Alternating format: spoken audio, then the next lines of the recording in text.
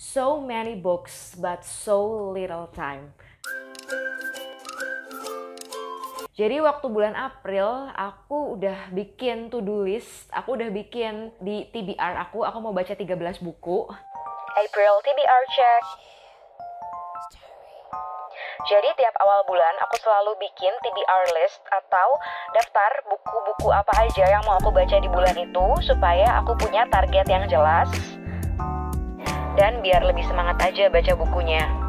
Total ada 13 buku yang mau aku beresin di bulan ini, 11 buku baru, yang 2 lagi itu terusan dari bulan lalu. Sebagian besar bacaan aku fantasy, middle grade, young adult. Nah, A Feast for Crows ini lanjutan dari A Storm of Swords, bagian dari Game of Thrones, dan buku yang terakhir adalah buku self-help. Tapi kenyataannya aku hanya bisa baca 5 buku dalam bulan itu, dan akhirnya di bulan Mei ini aku bisa baca 7 buku. Aku menyelesaikan 7 buku. Buku nomor 1 yang aku selesaikan di bulan April adalah Nisha yang ditulis oleh Ci Airin Everin. Nisha ini adalah nama dari tokoh utamanya, yaitu seorang putri. Jadi kerajaan tempat Nisha ini akan diserang musuh dan Nisha berusaha menyelamatkan kerajaannya dengan bakat sihir yang dia miliki dan dengan 2 orang teman barunya. Buku ini ditulis dalam bahasa Inggris, tapi Inggrisnya itu menurut aku cukup gampang untuk dipahami oleh kalian yang masih pemula dalam belajar bahasa Inggris. Yang menarik dari buku ini adalah Nisha ini bukan tipikal putri atau bukan tipikal tokoh perempuan yang damsel in distress gitu. She doesn't wait for a guy, she doesn't wait for a prince to save her life, but she takes a step and she tries to save her kingdom by herself. Nisha ini juga akan ada sequelnya. Ci Airin udah menyelesaikan sequelnya, dan kalau kalian tertarik mau baca Nisha atau mau baca sequelnya, kalian bisa menghubungi Ci Airin di Instagramnya. Aku akan cantumkan linknya di description box. Dan untuk tahu review lebih lanjut mengenai Nisha, novel ini juga pernah diulas sama booktuber Sherry dari channel The Cozy Library. Aku juga akan cantumkan linknya di description box. Buku kedua yang aku selesaikan adalah My Dark Vanessa. Aku udah pernah bikin book discussion video buku ini bareng Yayang dari Booktube ID juga. Diskusi kami seru banget dan kami sama-sama sepakat bahwa novel ini adalah novel yang bikin sakit kepala. Kalian bisa cek video kami kalau kalian tertarik. Aku akan cantumkan linknya di description box. My Dark Vanessa ini menceritakan tentang seorang wanita yang bernama Vanessa. Dia menjalin hubungan dengan seorang cowok yang jauh lebih tua darinya. Jadi waktu pertama kali Vanessa ketemu cowok ini yang bernama Jacob Strain, Vanessa masih kelas 10, jadi usianya masih sekitar 15 tahun waktu itu. Dan Jacob Strain ini adalah gurunya yang waktu itu umurnya 42 tahun. Menurut aku, My Dark Vanessa ini adalah cerita Lolita dari female perspektifnya gitu. Dan ini bukan novel yang akan aku baca 2 kali. Buku ketiga adalah The Borrowed yang ditulis oleh Chan Ho Kei. Aku baca buku ini karena ikutan baca barengannya Sofa Literasi yang diadakan oleh Kak Aya Sofia. The Borrowed ini adalah cerita detektif, jadi ada 6 cerita pendek dalam satu buku ini. Jadi ada 2 tokoh utama yang hampir selalu muncul di setiap cerita, yaitu Kwon Chun Dok dan juniornya Kwon Chun Dok yang bernama Sonny Lok. Cerita pertama itu bersetting di tahun 2013, lalu semakin kita masuk ke dalam bukunya, setting ceritanya semakin mundur, sehingga di cerita ke-6 itu settingnya itu di tahun 1967. Mungkin di awalnya kita mengira bahwa ke-6 cerita ini nggak memiliki benang merah, hanya tokoh-tokohnya aja yang diceritakan lagi dan lagi di usia yang berbeda-beda. Tapi if you read this, you will find a very surprising twist in the end. Jadi menurut aku ini adalah novel detektif yang wajib baca. Kwon Chun Dok dan Sonny Lok ini kurang lebih mengingatkan aku sama Sherlock Holmes. Jadi ada yang bilang kalau Kwon Chun Dok ini adalah Sherlock Holmes-nya versi Hong Kong gitu. Kalau kalian suka cerita detektif, I really recommend this book. Buku keempat yang aku baca adalah Happiness Inside oleh Gobin Vashdev. Buku ini merupakan buku self-help. Di dalamnya ada, kalau nggak salah ada sekitar 33 esai pendek yang reflektif tentang kehidupan. Esai-esai di sini itu bisa membuat hati kita adem dan membuat kita memikirkan ulang definisi happiness atau kebahagiaan dalam hidup kita. Aku udah pernah bikin video review khusus tentang buku ini. Kalian bisa cek link videonya di description box if you're interested. Buku kelima, ini buku fisik, buku terjemahan dari bahasa Jepang yang judulnya Hidup Damai Tanpa Berpikir Berlebihan. Yang ditulis oleh 2 orang psikiater wanita asal Jepang, yaitu Tsuneko Nakamura dan Hiromi Okuda. Dan yang menarik dari buku ini menurut aku adalah penulisnya. Jadi penulis utamanya yaitu Dr. Tsuneko ini lahir tahun 1929 dan buku ini terbit pertama kali di Jepang tahun 2018. Jadi waktu nulis buku ini beliau itu usianya udah 80-an lebih. Kebayang gak sih seorang nenek umur 80-an itu masih bisa produktif nulis buku? Buku ini merupakan kumpulan esai-esai pendek reflektif juga, diselingi dengan kehidupan pribadinya Dr. Tsuneko dari zaman dia masih gadis, gimana ceritanya dia yang dari keluarga miskin itu bisa jadi seorang dokter. Menurut aku, buku ini adalah buku yang cocok banget dibaca kalau kalian memiliki kecenderungan overthinking. Buku ini sama dengan Happiness Inside, bisa bikin hati kalian adem dan ya mengurangi overthinking sama seperti judul bukunya. Aku udah pernah bikin satu podcast sendiri yang membahas tentang buku ini dengan lebih mendetail. Kalau kalian tertarik, seperti biasa linknya akan ada di description box. Oke, itu 5 buku yang berhasil aku selesaikan di bulan April. Lanjut ke buku yang aku baca di bulan Mei. Buku pertama yang aku selesaikan di bulan Mei ini adalah Salvation of a Saint karya Keigo Higashino. Ini buku yang aku baca dalam rangka baca barengan Sofa Literasi bulan Mei. Buku ini adalah buku misteri detektif yang menceritakan tentang misteri pembunuhan seorang pengusaha sukses yang bernama Yoshitaka.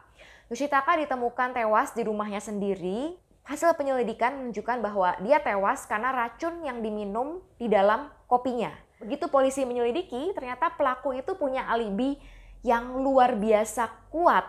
Sehingga kita dibikin bertanya-tanya, gimana caranya pelaku ini bisa meracuni Yoshitaka. Yang aku suka dari buku ini adalah meskipun kita udah dikasih tahu pelakunya siapa, tapi aku tetap dibikin penasaran gimana cara pelaku itu melakukan kejahatannya dan gimana akhirnya detektif yang menyelidiki kasus ini itu bisa memecahkan kasusnya. Memang sih di beberapa bagian, beberapa adegan kerasa terlalu bertele-tele, tapi overall buku ini bagus dan aku benar-benar suka sama kecerdasan pelakunya.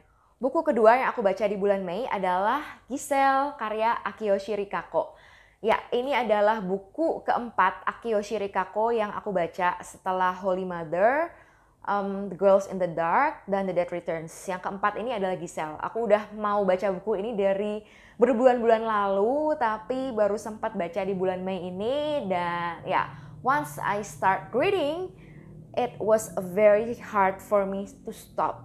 Giselle ini menceritakan tentang kasus-kasus misterius yang terjadi di Tokyo Grand Ballet Center setelah ketua atau pimpinan sanggar itu memutuskan untuk menyelenggarakan pertunjukan balet yang berjudul Giselle untuk pertama kalinya setelah 15 tahun. 15 tahun lalu di sanggar balet itu pernah diadakan pertunjukan serupa, namun ada sebuah kasus pembunuhan terjadi, ada kematian, dan setelah itu pertunjukan Giselle itu tidak pernah ditampilkan di sanggar balet tersebut. Sampai akhirnya di masa kini 15 tahun setelahnya pertunjukan itu akan diadakan kembali.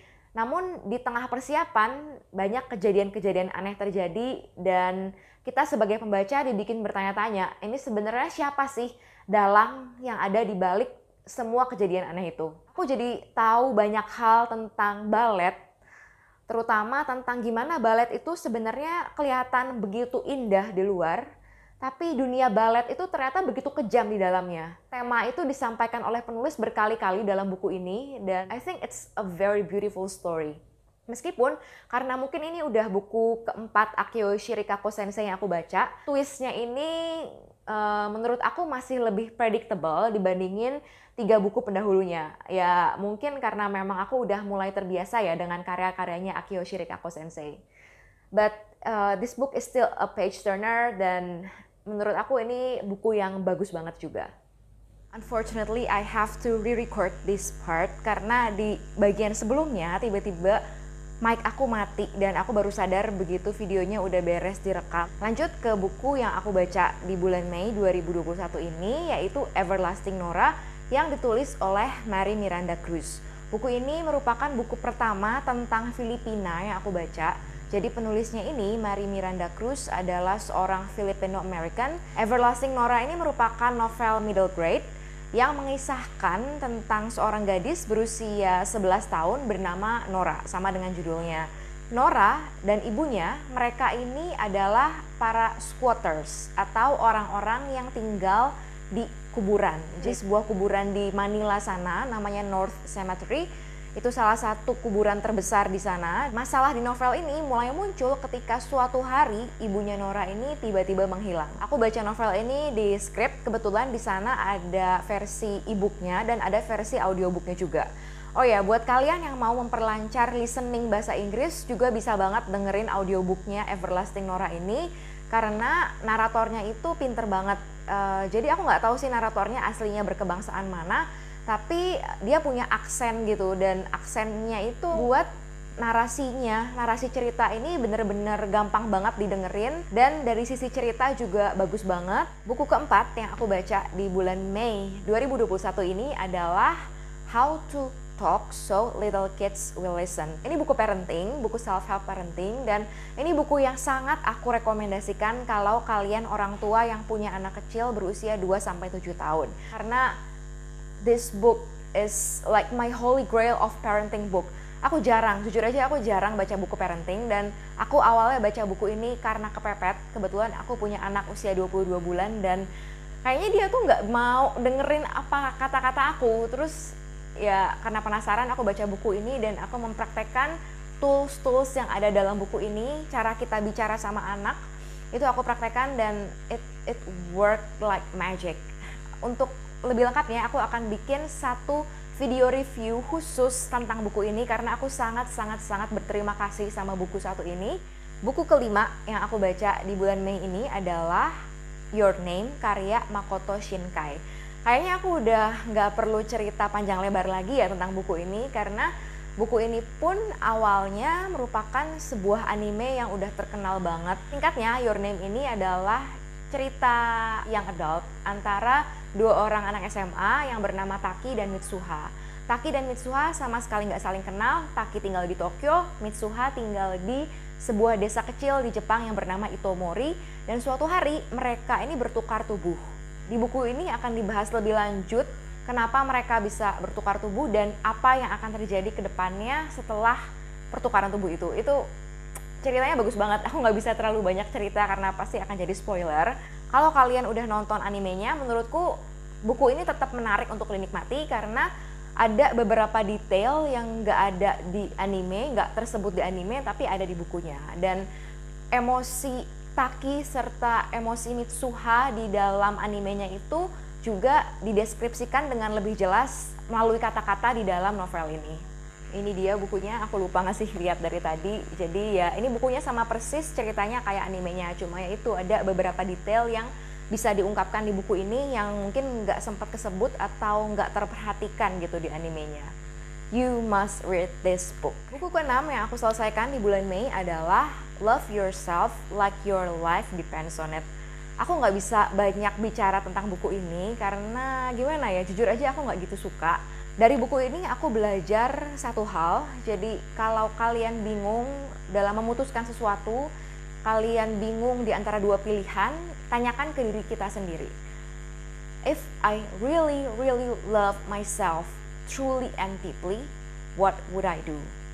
Buku ini menceritakan tentang perjalanan si penulis, jatuh bangunnya dia dalam mencintai dirinya sendiri, dan juga ada pengalaman pribadi dari penulis waktu dia mengalami patah hati dan gimana akhirnya dia bisa bangkit dari situ. Buku ini aku dengerin aja lewat audiobook dan aku butuh waktu sekitar 2 bulan lebih untuk menyelesaikan satu audiobook ini karena di banyak bagian terlalu membosankan dan naratornya yaitu penulisnya sendiri kalau nggak salah itu suaranya bener-bener kayak ngedongengin sebelum tidur. I'm so sorry Mr. Author, but I don't really like this book. Buku terakhir alias buku ke-7 adalah sebuah buku yang Mungkin kalian nggak akan nyangka kalau aku baca buku seperti ini juga. Aku dapat buku ini di Gramedia clearance sale di Solo, di tempat aku tinggal. Judulnya The Adventures of Captain Underpants. Dan di buku ini diceritakan mereka tanpa sengaja mengubah kepala sekolah mereka sendiri menjadi Captain Underpants versi nyata. Gimana caranya? You have to read this book to find out. Bisa dibilang menurut aku buku ini adalah buku Diary of a Wimpy Kid, tapi versi untuk younger readers dan dengan sentuhan sedikit fantasi. Jadi kalau kalian ingin baca buku yang nggak pakai mikir sama sekali, pengen baca buku yang ringan, you want to have a good laugh with a good book, you can try this one. That's all for today's video. Thank you for watching this far. Thank you for watching until the very end. Don't forget to hit the like button and the subscribe button, and also hit the notification bell so that YouTube will inform you every time I release a new video. See you. Bye bye.